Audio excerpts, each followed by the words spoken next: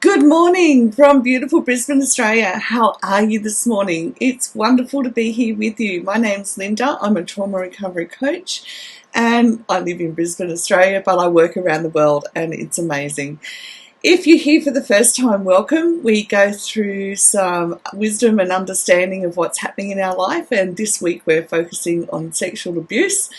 And if you were able to do any of the work from yesterday's teachings, please let me know how you're going. It's wonderful to be here with you all the time and share information that changes your wisdom, your outlook, and hopefully helps you along the path from recovery to remission. Good morning, Rachel. It's wonderful to have you here from Ireland. It's amazing how we can connect together as family, and that's what you like for me. You're my family. And we come on and we get together and we share as much as we can.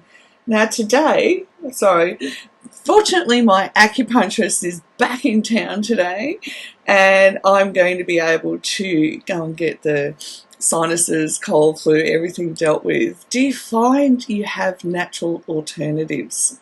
And when we're working with our body, definitely natural alternatives help. Good morning, Ali. Now today with healing our body memories, we're going to look at two sides of it. We're going to have a little visual experiment that I've made up for you too. I'm going to do another reading because, one brief and one just a little bit longer, to give us different dynamics to look at as well. And then we're also going to look at what we can do in our day-to-day life to help with our body memories. And even if you haven't experienced sexual abuse, you can still find that what I'm going to describe to you today, you can still become aware of what's happening at a physical level for you, and if there's something holding you back. And especially when I do the little, no, it's not an experiment, the little visual example I've got for you today, you'll go, oh wow, maybe there's something that I'm holding on to in my body.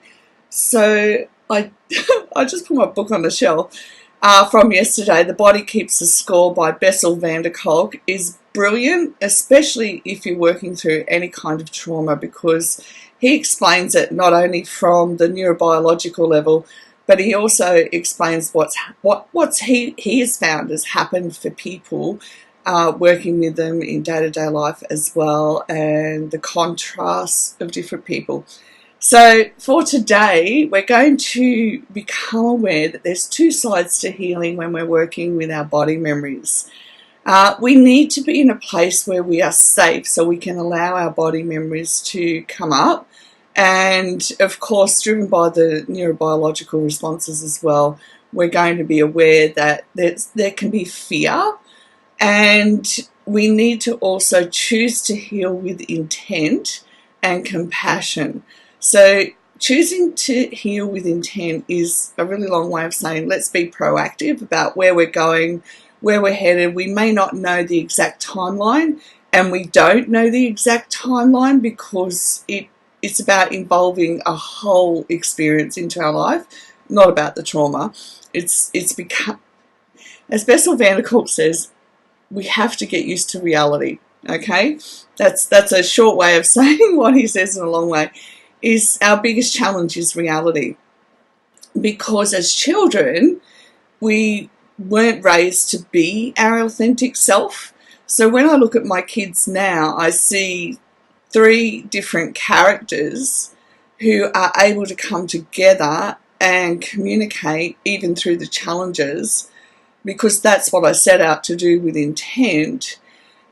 And that's what our recovery needs to be. It needs to be intentional of, I don't know how long it will take, but I'm setting off with an intent to getting to recovery, and then I'm headed for remission. Okay? So along the way, when we have enough oxygen in our body, we actually begin to be able to feel our body. And with sexual abuse, it's quite normal. It's quite a normal part of what's happened with us, is that we're frozen okay, our parasympathetic and sympathetic nervous system. Let me just grab you a visual here. Okay, so they're running like this side by side. And they go in different directions, obviously, but they're frozen. All right, and that affects our body. We're affected right out. So one of the earliest ways I knew that was happening for me is I became aware that I clenched my jaw all the time, like migraines galore, and it was just agony. And then as I began to do the recovery process, I became aware, like I did a breathing exercise, and as I got more oxygen into my body, I became aware of the next part of my body that I needed to work on to get more oxygen in to release. Now, how can I give you a visual of that? Here's one I prepared earlier. Sounds, Okay, so if I showed you these two sponges, okay, you can tell which one's wet and which one's dry, all right? But if you turn them on the side like this, both of them, if I can get it right, lining it up back to front, right, even though this one is wet, they both look about the same size, right? Yeah, well they are. They're the same thickness. So this wet one is like us, normal with our body, oxygen, flexible. This, without the oxygen, is stiff as, okay? Rock hard. There's no flexibility. To get it flexible, I have to literally move it. Whereas this one, just a finger, right? So the wet one with moisture and lots of flexibility, when we don't have that oxygen in our body, we're rock hard and we literally have to extend extra energy to move. And I don't think I can fold it that way, but anyhow. So what happens for us when we're sexually abused? Now, obviously I can't show you with air because I don't have, actually hot ice and cold ice, anyhow, would work. So I've got some water, actually. I put the lid on so I wouldn't spill it on my electronics. So I'm going to put some water in the bowl, okay, and hopefully, being me, I don't spill it, because I do that. Coordination is challenging, okay, and that is not just for me, it's for a number of us. So this one's already wet, but it's been wrung out, we use this with the dishes. This one hasn't been wet, remember, same size but not pliable. So when we put it in the water, I should have brought a towel. Okay, I'm new to experiments. Science was never my gig. All right, now I'm not going to be able to hold it up very well. Let's just get it in the water soaking. And if I left it in there longer, so you know what happens with a sponge? Have you ever seen those sea sponges? And when they're dried out, they're little, and then you put water in and they expand. Well, this is what happens for us. If I can pick it up. It's probably not going to be a good example because I've had to let all the water out. But already, just with a little bit of water, you can begin to see the sponges expanding. Have I got it on the same level? Probably not.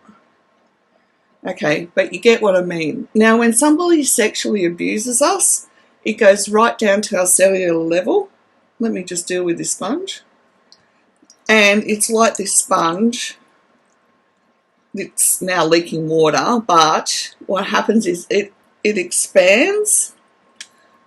Our body expands because we literally take on a whole bunch of energy that's not ours. Can you excuse me while I grab a towel? Hang on. Oh dear. Okay. You think I should know better? Right.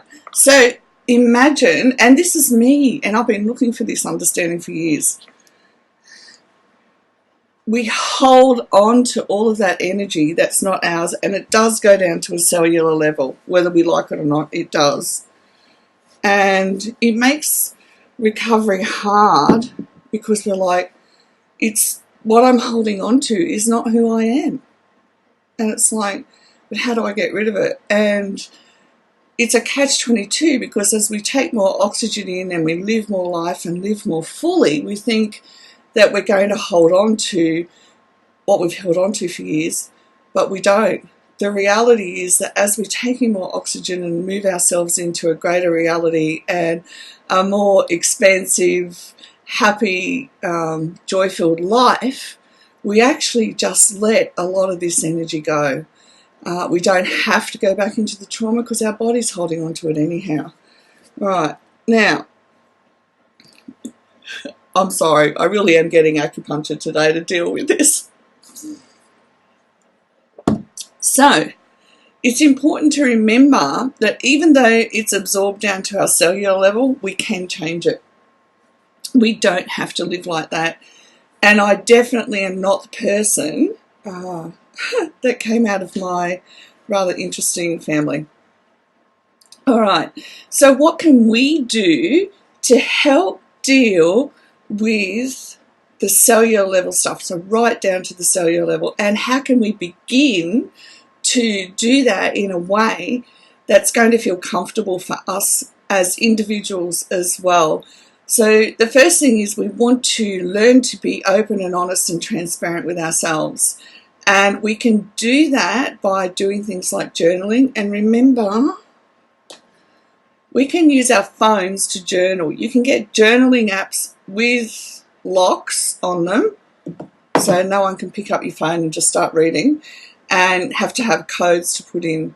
Find a way that works for you, but writing is definitely helped me because you're able to reflect on the day and what's happened, and it gives you that silent space where you can say, okay, that's what happened, that's how I participated in that conversation, but I don't want to go down that same road again. How can I address it differently?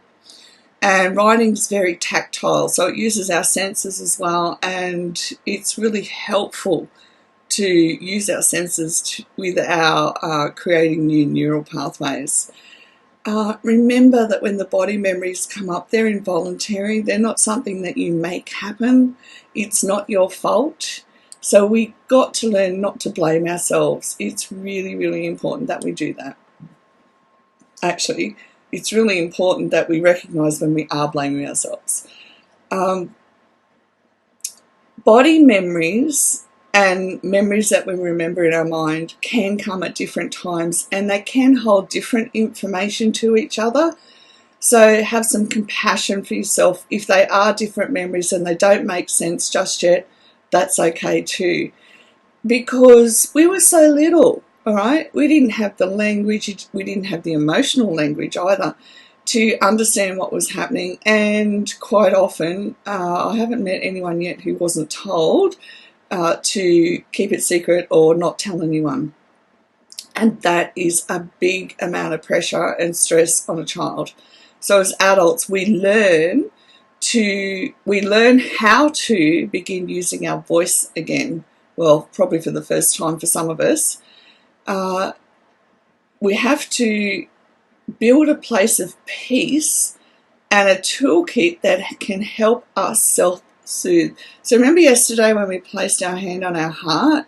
That's actually one thing that you can add to your toolkit to help you self-soothe at times as well, because then you're addressing what you need internally, not what you've had to learn to think about needing externally. All right, it's the internal where we want to do the authentic healing.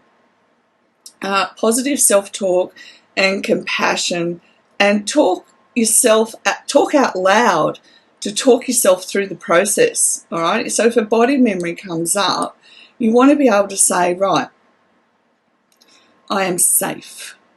I'm in this space and I am safe. I'm going to be able to manage whatever the outcome of this memory is that's coming up, and I will be able to seek help. I will be able to talk to someone, and so much more. So make a list in advance of your body memory coming up so that you can pick up the list, and again, stick it on your phone if you need to. Make a meme, stick it on your phone and go practice it daily. I am safe. I am loved. I'm not to blame. I'm going to deal with this proactively. I'm going to manage this. And I can manage this. Now, if you are like me, if you are like I was with the jaw that just clenched at everything, then begin to address those issues first, because that's the first place we need to be able to use our voice as well. Now, using our voice isn't just running off at the top of our head and going off. Using our voice is going into our heart center and saying what's really happening for us, not the perception that was placed on us as a child. All right, there's two different things happening there, and we do have to be willing to work out the differences as well. So this is from Bessel van der Kolk this morning from the Body Keeps the Score, and this is really, really appropriate. I'll make a meme of this for you so you can keep it on your phone and remind yourself every day. If you feel safe and loved, your brain becomes specialised in exploration, play and cooperation. If you are frightened and unwanted, it specialises in managing feelings of fear and abandonment. And personally speaking, abandonment was a very big one for me. And I did come out of childhood believing that everyone abandoned me, but I didn't even know that, because I believed it's very deep inside of me, and I didn't know I believed that, but it kept acting out in my life. But then I kept trusting people too, so it's like this double-edged sword that happens for us, okay?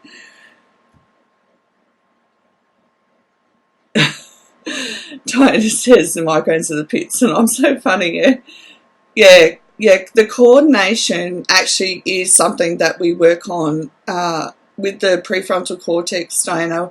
So when we're doing the trauma-informed movement, as we take in the oxygen more, it does become easier. Then as we up how long we focus for, we become aware of when we're unbalanced. So I know for me, as I get better at doing it, I become more aware of when my balance is out of whack.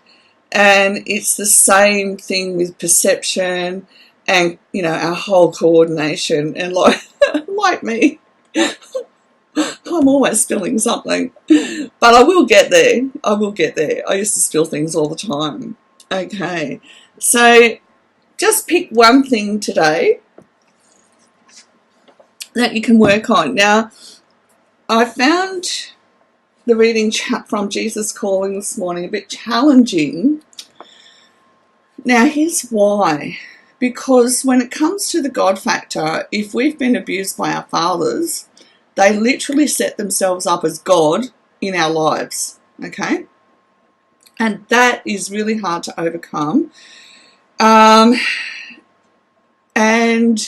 I know for me, I'm definitely working on the psychological aspect of all of this as well, in the mind healing side. So I want to read you this, but I also want to be able to give you some insight from somebody who's a bit further down the road, what it can or may not mean for all of us. So it's not long this morning. It just says, "Trust me and don't be afraid, for I am your strength and song." When I read that this morning, I'm like, but I do, and we do. When we're someone who has a faith, we do in our hearts have this deep abiding faith. And yes, we can do this, and yes, we want to partner with the Lord.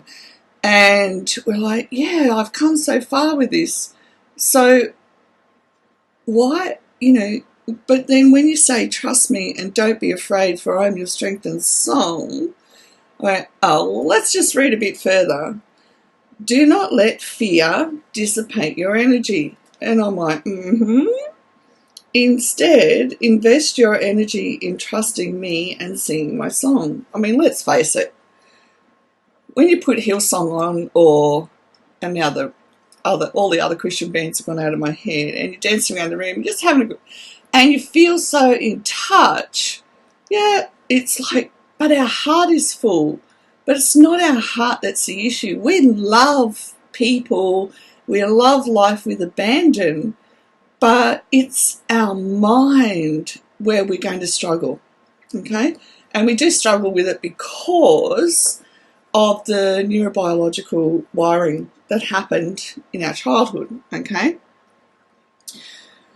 And then it says, invest your energy in trusting me and singing my song. The battle for control of your mind is fierce, and years of worry have made you vulnerable to the enemy. Therefore, you need to be vigilant in guarding your thoughts. Do not despise this weakness in yourself, since I am using it to draw you closer to me. And I went, okay, I can think about that. Your constant need for me creates an intimacy that is well worth all the effort. You are not alone in this struggle for your mind. My spirit living within you is ever ready to help in this striving. Ask him to control your mind. He will bless your life. He will bless you with life and peace. Now, I don't know about you, but I'm going through a whole challenge of ask him to control your mind. How the heck does that work when we've come out of childhood with men that wanted to control our mind? Heck, control our body, control our lives, control our responses to life. How the heck does that work? And you know what? I realised I'm not going to know until I keep going through with the experience. Now, I have to be honest and say when people talk about, one second, the enemy and sin and things like that, I've had to reframe all of that because I don't believe. I'm not saying Satan's not true, don't get me wrong. Let's not spread lies. I'm saying for me, it's better to look at it in the analogy of darkness and light. So am I choosing light for me? Okay, am I choosing a dynamic progressive revelation of God in my life? Am I choosing light, life and increase with my choices? Or am I choosing death, darkness, and decrease with my choices? Because to put language around it that involves quite possibly, we don't know, quite possibly, maybe, men and religion who've wanted to reframe women into how they want them to be is not something I can go down that path with. I just can't. So I have to reframe it. As I said, is where I'm going and what I'm doing heading me towards a life of light, life and increase, or death, darkness and decrease? And that's how I find it easier to understand and relate to the language that religion has put around it all. I'm not religious, I believe in relationship, okay? The minute somebody tried to tell me what to do, yeah, that just won't happen because we've already been soaked in that our entire life. And you know what? It's not a bad thing for us to be willing to stand up and use our voice and say, hey, I want a life of light, life and increase. And then whatever happens in between that in relationship to God and how we perceive that is between us and him individually. It's nobody else's business, okay? So then if you put that into the framework of healing our body memories, then we can absolutely bring it together and be willing to work on them towards life, light and increase. So increasing our oxygen, increasing our joy of life, increasing curiosity, increasing play. And that way, with our mind, when we're reframing our mind and where we're going, we're taking responsibility. We're not leaving it up to somebody else, which is what we were trained to do as children. Definitely with our fathers and any male, well, for me, definitely with that aspect of things, it was like, well, if you don't behave how I want you to, then you're not acceptable. You can't be part of this family. Okay, moving, as an adult, I was like, okay, moving right along. No loss to me.